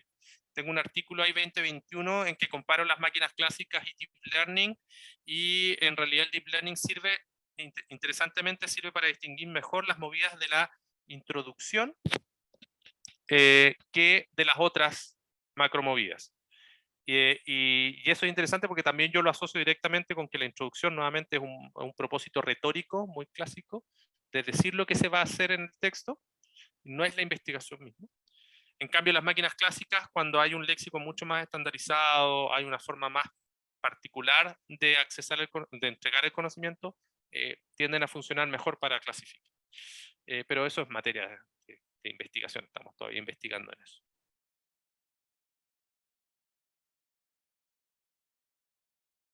Sí, sí, la dejo online, se la paso ahí a Pamela, o la dejo también en mi página web, que ahí está renevenegas.cl, la van a poder encontrar como en cursos y talleres. La dejo disponible. Sí, para dar un aviso cortito, nosotros enviamos a todas las personas que se inscribieron, incluso las que no estuvieron acá, enviamos la grabación, los enlaces, todo. No sé si alguien más quisiera dejar alguna pregunta o comentario en el chat o tomar la palabra.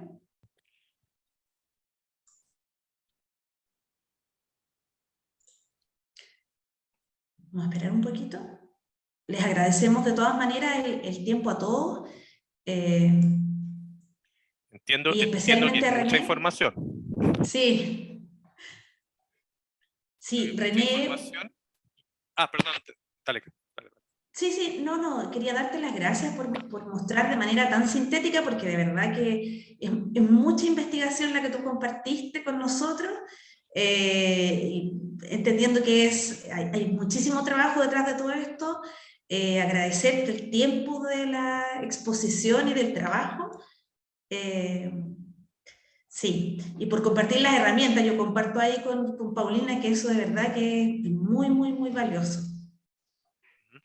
Eso, dos cosas un poco para llevarse para la casa, ¿no? Más simples. Una, las herramientas están disponibles en redilegra.com, las pueden explorar, ver cómo se usan, ¿cierto? Hay herramientas para análisis concretamente de los textos, herramientas para ver los ejemplos, herramientas para apoyar la escritura. Entonces, si ustedes quieren usarlas, pueden usarlas libremente. Si tienen problemas, me pueden escribir, no hay problema. Y la otra es, yo creo que es más teórico-metodológico o más de posicionamiento, ¿cierto? Y es que cada vez que yo quiera evaluar a un estudiante, por escrito, digamos, que me escriba algo para mostrar su conocimiento, sus capacidades, sus competencias, quieran, ¿cierto? Explicitar claramente lo que se le está pidiendo en términos de género discursivo. Y eso pasa por una conversación con los colegas, por un ponerse de acuerdo con los colegas, y pasa por decirle al estudiante explícitamente qué se espera de él. Y motivar a los estudiantes a que pregunten también, porque los estudiantes a veces no preguntan. Y en ese sentido, quedan las reglas claras, digamos, por decirlo así, o las reglas claras de lo que se espera. Yo sé y entiendo que por las disciplinas, las múltiples disciplinas que tenemos, no necesariamente tenemos la sensibilidad para realmente saber lo que estamos pidiendo cuando estamos pidiendo algo, porque nosotros aprendimos de cierta manera particular las cosas, tal como nos enseñaron en los procesos anteriores de formación. En los 80 la noción de género discursivo no estaba en ninguna parte. Entonces, eso, fundamentalmente, ese es como el mensaje que se puedan llevar, ¿no? Reflexionar, explicitar qué es lo que están pidiendo en la tarea de escritura, y con eso después poder evaluar y retroalimentar al estudiante para que paulatinamente lo vaya haciendo mejor.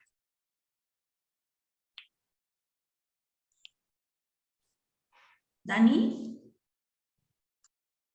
Sí, buenas tardes, René, y bueno, agradezco también la organización de la charla, estaba muy interesante. Y disculpas porque no puedo ahora encender la cámara, porque estoy en una sala con varias personas.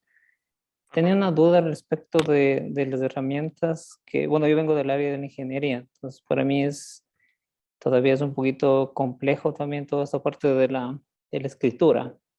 Y también en ese sentido de los estudiantes que se están formando en las áreas de la ingeniería.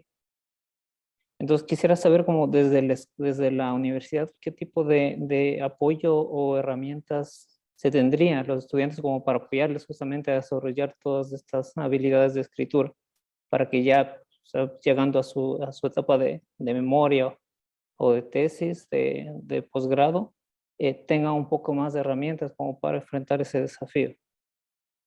Mira, qué bueno que lo pregunta. Nosotros, justamente a partir del primer trabajo que hemos trabajado, los trabajos finales de grado, la Vicerrectoría Académica decidió hace unos años atrás postular a unos proyectos grandes del Ministerio de Educación para poder acompañar a los estudiantes y a los académicos, ¿cierto?, las académicas, a guiar los trabajos finales de grado. Entonces se instalaron distintas estrategias. Por una, se levantó un modelo de proceso de trabajo final de grado y trabajo final de título, es decir, cuáles son los pasos que se debieran seguir más o menos en las distintas carreras, en las distintas disciplinas, considerando que cada disciplina tiene sus propias particularidades, pero cuáles son los más abstractos, ¿no?, los más y más frecuentes. Luego que se hizo eso, después se construyeron o se desarrollaron talleres de apoyo a los docentes y de apoyo a los estudiantes para el desarrollo de los trabajos finales de grado. De una decisión institucional fue contratar expertos en escritura académica, una experta en realidad en escritura académica, un experto en metodología y un experto en sistemas de búsqueda de información, en bibliotecas fundamentalmente, que estaban disponibles tanto para los académicos como para los estudiantes para resolver dudas particulares. Y la idea es que eso vaya creciendo. Eso es lo que se ha venido haciendo hasta ahora, además de la implementación de algunas herramientas computacionales, como por ejemplo Stilector, que es una herramienta que desarrollaron unos colegas míos también en el instituto, que ayuda al estilo prácticamente un poco mejor, las ideas, el texto mismo, más allá de los propósitos, de todo eso, no considera eso.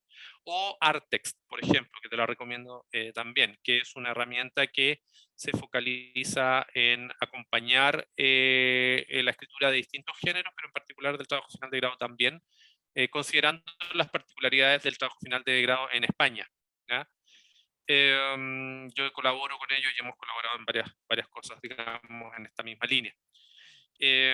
Así que eso. Ahora, la pregunta más de fondo está en que la responsabilidad de la escritura pasa por distintas percepciones, ¿no? Las teorías que tengamos sobre lo que pensamos que es la escritura en la universidad, ¿ya? Para muchos, la escritura es simplemente reproducción de ideas, o es algo innato que no se puede cambiar porque es un don prácticamente, o porque en definitiva es algo que hay que hacer, pero que bueno, que no es tan necesario, pero que hay que cumplir con eso, ¿ya? Entonces, lo más importante es cambiar estas lógicas, ¿ya? La lógica es que la escritura me ayuda a aprender y me ayuda a conceptualizar mejor lo que estoy haciendo y lo que estoy aprendiendo. Y por lo tanto, escribir bien significa que pienso bien y que puedo comunicar bien las ideas. Y eso no solo tiene que ser a nivel del estudiante, sino que tiene que ser a nivel de los profesores y también a nivel de la institución. Y en la medida en que eso hay coherencia en estos tres niveles, cuando digo la institución, digo los funcionarios, ¿no? Los que ponen, ¿cierto?, los recursos de gestión y administrativos para que las cosas ocurran, digamos, tiene que ser coherente, ¿ya? En la medida que eso es así, es mejor. En muchas universidades hay centros de escritura, ¿ya?, o centros de aprendizaje asociados a la escritura que ayudan o que apoyan de algún modo a los estudiantes y a los profesores a cumplir estos propósitos.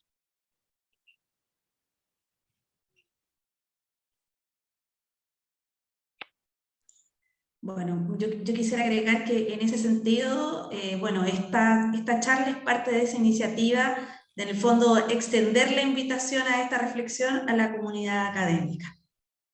Bueno, el diplomado, evidentemente, tiene que ver con eso. Además, sí. Bueno, entonces estaríamos cerrando. Yo quiero agradecerles a todos y a todas el tiempo, especialmente a ti, René, por compartirnos toda esta enorme cantidad de información, tu conocimiento, tu disposición, tu experticia enorme en el tema que salta a la vista. Así que incluso propongo el aplauso virtual para Gracias. esta sesión, sí, claro. Y dejarlos a todos invitados también para las siguientes fases de nuestro ciclo de charlas. La siguiente charla la voy a publicar acá en el chat, es la próxima semana. Ahí está, pueden ver, nos quedan 2 todavía y bueno, les agradecemos la compañía, el interés y especialmente a nuestro expositor. Con esto ya estaríamos cerrando. Muchas gracias. Bueno, gracias a todos, a todas, que les vaya bien, que tengan buena semana. Y cualquier cosa en mi página web, ahí están todos mis datos si quieren escribirme o comentar. Suerte. Gracias.